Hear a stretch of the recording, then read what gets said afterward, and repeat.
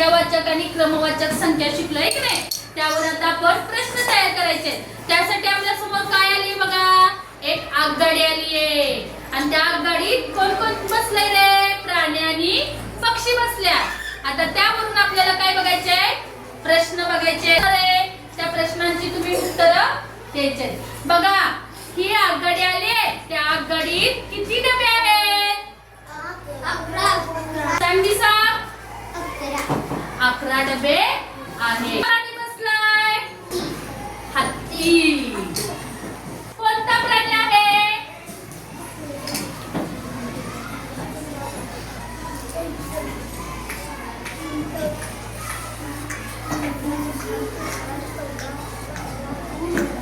आठव्या डब्यात बसलाय। कितव्या डब्यात बसलाय रे? वाघ कितव्या डब्यात बसलाय? प्रेम वाघ 7व्या डब्यात। बघा चुकलंय त्याचं, वाघ नीट बघा। सांग बाळा विघ्नेश 11व्या डब्यात। हत्तीच्या डब्याच्या आधीचा डबा कितवा? शिवांजली सांग। तिसरा। आणि तिसऱ्या डब्यात कोणता पक्षी बसलाय? अन्वी चिमणी।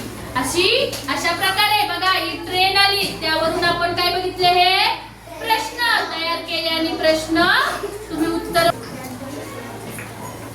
बघा।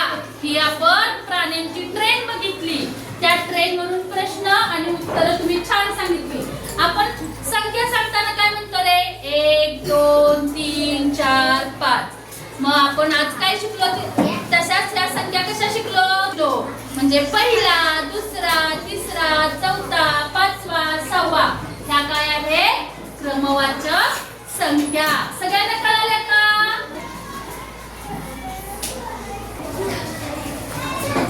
ट्रेन से